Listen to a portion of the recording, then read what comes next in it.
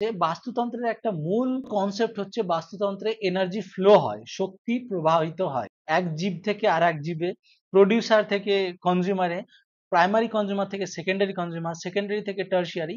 এইভাবে কি হয়, শক্তি প্রবাহিত হয়। এর কনসেপ্টটা 1942 সালে রেমান্ড লিন্ডেম্যান দিয়েছিল। এই যে বাস্তুতন্ত্রের শক্তির প্রবাহ বললাম আমরা, এটা কিন্তু একমুখী, ইউনিডিরেকশনাল। কখনোই টার্সিয়ারি থেকে সেকেন্ডারিতে আসে না, বা সেকেন্ডারি থেকে প্রাইমারিতে আসে না, বা প্রাইমারি থেকে প্রডিউসারের শক্তি আসে না।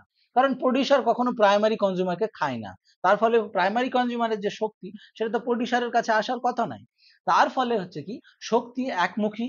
এতে কি হয়, এটি সূর্য থেকে শুরু হয়ে প্রাথমিক উৎপাদকের দ্বারা ধারণ করা হয় এবং খাদ্য শৃঙ্খল বা খাদ্য জালের মাধ্যমে প্রবাহিত হয়।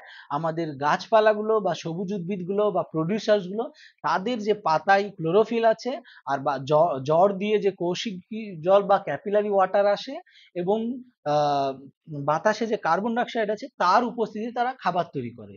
তো সেই সূর্য থেকে প্রাথমিক উৎপাদকের মাধ্যমে এই খাবারটা তৈরি হয়, এবং সেখানে যে প্রাথমিক উৎপাদক থেকে primary consumer, secondary consumer, tertiary কনজিউমারে যখন যায়, সেটা একটা চেনের মাধ্যমে, পাশাপাশি একটা জালের মাধ্যমে প্রবাহিত হয়। এই যে শক্তির প্রবাহটা একমুখী বলেছিলেন রেমন্ড লিন্ডম্যান, তার মত একটা কনজিউমার বা একটা টপিক স্তরের একটা খাদক যতটা শক্তি অর্জন করে, তার 90% শক্তি সে তার নিজের জন্য ব্যয় করে, আর 10% শক্তি সে সঞ্চয় করে, যেটা তার পরবর্তী স্তরে যায়, তাকে যে খাবে সে সেই 10% শক্তিটা পাবে।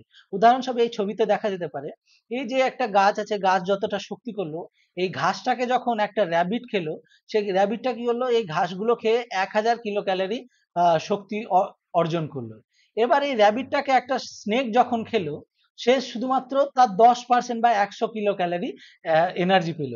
তো বাকি যে 900 কিলো ক্যালোরি যে এনার্জি ছিল, সেই এনার্জিটা কি হয়েছিল, র্যাবিট সে যে ছুটে বেড়ায়, সে যে ঘাস খায়, সে যে শ্বাস প্রশ্বাস নেয়, তাতে সে খরচ করেছে।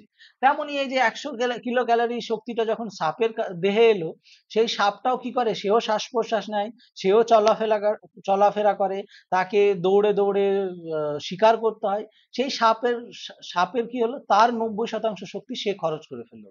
সাপটাকে যখন ঈগল খেলো, সে শুধুমাত্র পেল 10 কিলো ক্যালোরি শক্তি। তো প্রত্যেকটা স্তরে এনার্জি লস হয়, আর এনার্জি একমুখী প্রবাহিত হয়। এই যে 10% করে এনার্জি এক স্তর থেকে পরবর্তী স্তরে যায়, আর 90% এনার্জি আমাদের মানে ওই জীবের শ্বাসক্রিয়া, চলাফেরা ইত্যাদির জন্য তার যে খরচ হয়ে যায়, এটাকে 10% ল বলা হয়, বা লিন্ডেম্যানের 10% সূত্র বলা হয়।